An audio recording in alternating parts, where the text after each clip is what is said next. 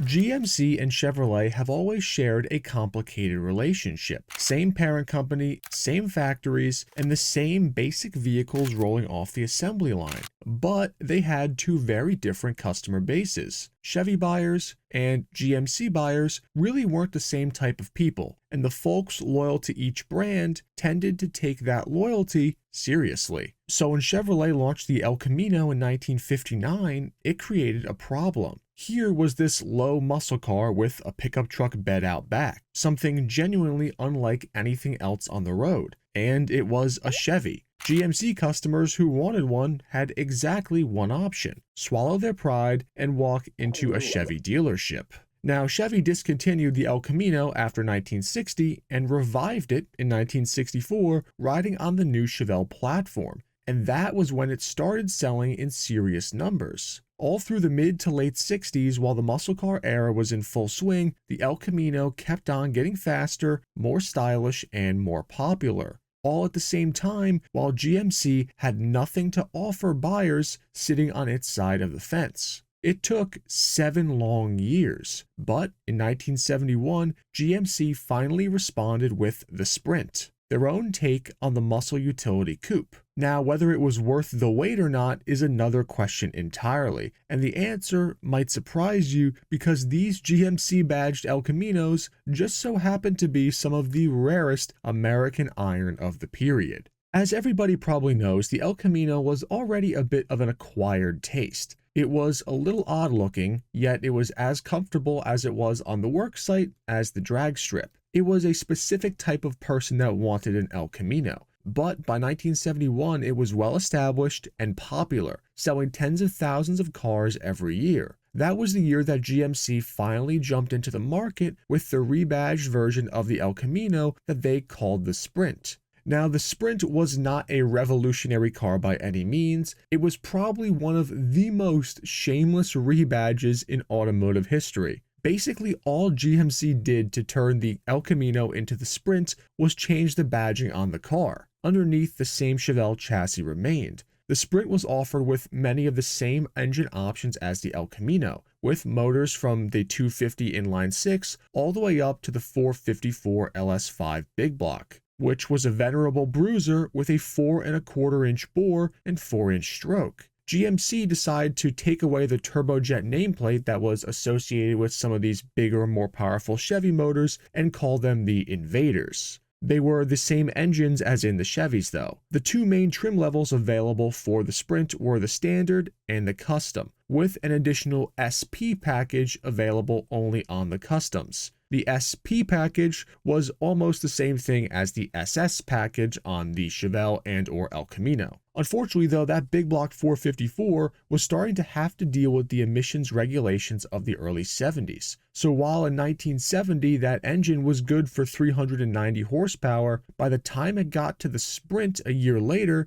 GMC was forced to reduce its compression from 10.25 to 1 down to 8.5 to 1. Which dropped power to 285 horsepower net. Still, the car wasn't slow per se. It had a 0 to 60 time of 6.5 seconds, and it could run the quarter in 14.7 at 97 miles per hour. But the performance reduction compared to the earlier 454s was noticeable. Another good engine option for the Sprint was the 402. Now, the 402 was only rated at 300 gross horsepower in 1971, but it was available with the Muncie 4-speed manual, because for some odd reason, GMC decided to only offer the 454 in the Sprint with an automatic. By 1972, for the Sprint, emissions choked power out more. The 454 was now only making 270 net horsepower, and the 402 was at 240, even equipped with big 4-barrel Holley carbs. On the bright side though, while the 454 was losing a lot of power on paper, it still had 390 foot-pounds of torque. Those SP package cars, like I mentioned, were very similar to the SS package cars. In addition to the big block engines that they were fitted with, they generally got stiffer springs and shocks, but they did not get the rear anti-roll bar that the Chevelle SS got, which made the Sprints a little bit less stable, especially in slippery conditions, considering there was no weight in the back. The first gen Sprints that came out in 71 shared that exact same front fascia as the Chevelle, with the bulgy hood and the big two headlights. And you would get a blacked out grille and potential stripe package if you option for a Sprint SP. Again, this was pretty much just an El Camino, but the SP still did look good. The interior was dominated by a comfortable bench seat in either leather or cloth vinyl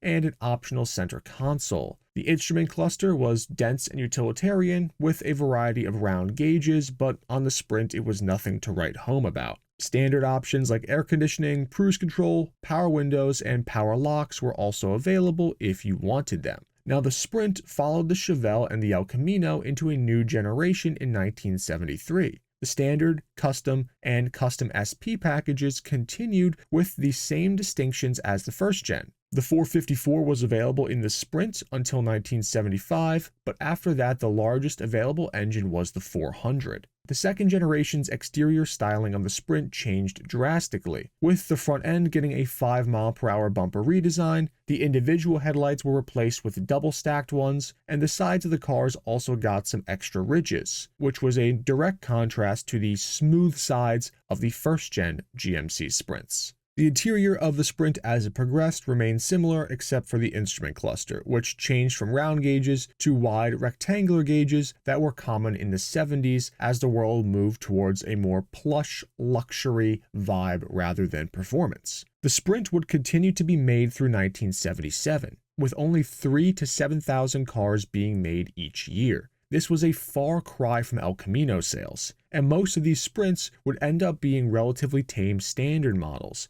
There were basically only a few hundred customs and custom SPs made every year, and often under 100 each year with the largest engine option. In 1978, the Sprint was renamed the Caballero, and it was then based on the newly redesigned Chevelle, Malibu, and soon-to-be El Camino. Now, the Caballero would continue with similarly low sales figures through 1987. When the Caballero was released, though, any of that big block muscle car heritage that the Sprint had initially shared with the El Camino SS's was pretty much dead. By this time, the El Camino was slow, and the Caballero was definitely slow as well. In general, the GMC Sprint and Caballero was just such a strange car. I think the main problem that the Sprint faced was that GMC was just too late to the game. If they had introduced the Sprint in 1964, when Chevy revived the El Camino, they might have sold a lot more than if they had made some more serious visual changes, because let's be honest, it was exactly the same car. There were probably some GMC brand loyal buyers who would have sought to buy this early on if it had been available. But after 7 years with the only Chevy option, I think most people had either given up on buying a car of that type or just decided to go buy an El Camino, and then if they liked it, they would go buy another El Camino. And so, unfortunately for GMC, the Sprint always remained a relatively low-selling vehicle, selling at best a little over 1/10 the numbers of the El Camino. As I mentioned before, annual sales of the Sprint never reached higher than 7,000 cars, and there were just 3,051 of them sold in 1975, which was the Sprint's leanest year. To show you just how small that figure was, Chevy sold 38,000 Corvettes in 1975 compared to the 3,000 GMC Sprints, which means they are very rare, much more so than El Caminos. But sadly, just as shameless rebadges, with a lot of them being relatively low performance trim levels, they're just not much more valuable than El Caminos, and there's just really not many of them out there. If most of them were more base model pedestrian option ones, they likely were thrown away and used hard over their lifetime. The real buyer case for a GMC Sprint is somebody who can find one of the few high performance ones that are still left, or if somebody happens to be a GMC truck fanatic and they want to go find themselves a GMC version of the El Camino to go ahead and complete their collection. And that wraps up the story of the GMC Sprint. It's often forgotten, overlooked, and overshadowed, mainly because it didn't sell well, and it was, in layman's terms, a totally unnecessary rebadge attempt. Let me know in the comments down below, though, what you think of the GMC Sprint. Do you like it more than the El Camino just because it's a little bit different and more rare, or would you have rather just gone with an El Camino in the period? And thank you all for watching the video yet again. Please make sure to like, share, and subscribe. It really helps me out. But otherwise, I will see you all in the next one, enthusiasts.